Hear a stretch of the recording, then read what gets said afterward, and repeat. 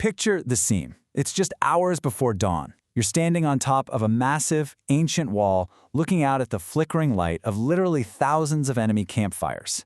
The air is thick with tension and it smells like smoke. You know that a 1,600-year-old Roman Empire is about to take its final breath. In today's Explainer, we're diving deep into the exact timeline, the intense human drama, and the precise turning points of one of the absolute most pivotal days in all of human history. It's May 29, 1453. Emperor Constantine XI, the very last Roman emperor, knows for a fact that his city is going to fall before the sun sets. But instead of fleeing to save himself, he makes this incredibly dramatic, deeply human choice. He literally strips off his purple imperial robes. Why? So he won't be recognized and taken alive for some humiliating victory parade. He draws a common sword and he prepares to fight and die right alongside his ordinary soldiers. But, it really makes you wonder, how exactly did this legendary massive empire get to this ultimate tragic climax? Section 1. The Last Dawn of the Empire, Rewinding the Clock. To truly understand this cinematic ending, we have to rewind a bit. We need to look at how a superpower that used to control half the Mediterranean was somehow reduced to just one single, isolated city. Section 2. Ambitions and Urban's Cannon, the Weapon of History. So how did the empire shrink down to a fortress protected by the triple walls of Theodosius? Enter Mehmed II.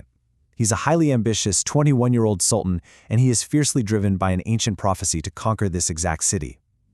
In 1452, he makes a highly aggressive move, building a fortress to choke off the city's supply lines. The trap was set. And right here, we find one of the most incredible, bitter ironies in all of history. There was a Hungarian engineer named Urban. He was an absolute master at casting cannons, and he actually went to Emperor Constantine I. He offered to build these revolutionary new weapons to defend Constantinople.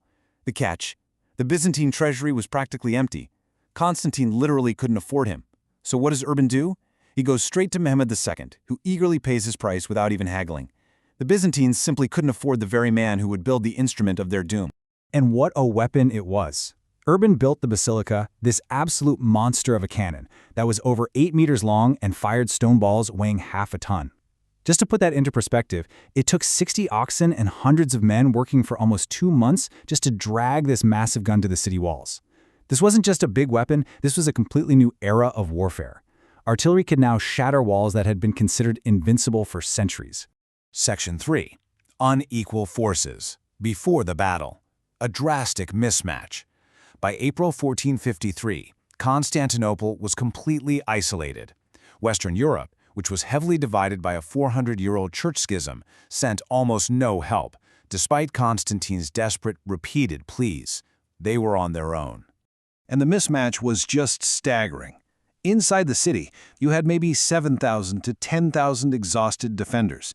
This included a few hundred mercenaries led by a brilliant Genoese commander named Giovanni Giustiniani. Outside the walls, well, this is where historical sources violently clash. Estimates for the Ottoman army range anywhere from 80,000 all the way up to a massive 200,000 troops. But even if you look at the absolute lowest estimates, the defenders were hopelessly outnumbered by one of the largest military forces of that era. Section 4. 53 days of desperate siege, the longest 2 months. The agony of the bombardment did not stop for nearly 2 months. The sheer human endurance during this timeline is genuinely mind-blowing. On April 6, the heavy artillery bombardment begins.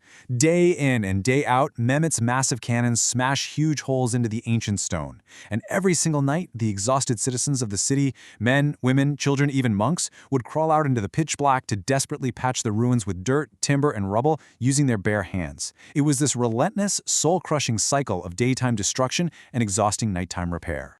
But there was a major tactical roadblock for the Ottomans. The Byzantines had one really huge success early on. They stretched a massive, totally impenetrable iron chain right across the water to block off the Golden Horn Harbor. The Ottoman fleet was completely stuck, meaning they couldn't attack the city's highly vulnerable seawalls. So, put yourself in Mehmed's shoes for a second. How do you bypass an impenetrable chain?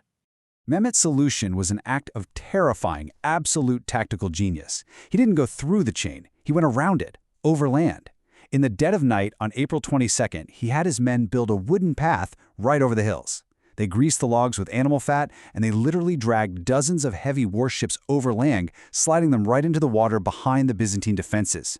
Just imagine the sheer horror of being a defender, waking up the next morning and seeing an entire enemy fleet sitting in waters that were physically impossible for them to reach. Section 5. Fall and Death of the Emperor, the Final Breach. Fast forward to late May, and both sides are completely at their breaking point. The Ottoman treasury is emptying out, and discontent is starting to bubble up in Mehmed's camp. Even though his advisors are literally begging him to retreat, Mehmed orders one last, massive, ruthless assault on May 29th, designed specifically to break the defenders' human endurance. The attack came in rapid-fire waves. First, he sends in the poorly equipped militia. Their grim job was basically just to die, forcing the defenders to waste their energy and their ammunition. Then came Wave 2, the regular infantry, pushing the exhausted Byzantines to their absolute physical limits. And finally, right when the defenders could barely lift their swords, Mehmed unleashes Wave 3, the Janissaries, his elite, highly trained shock troops. There were two exact turning points that finally broke the city. First, a total psychological collapse. Remember Giustiniani, the brilliant commander?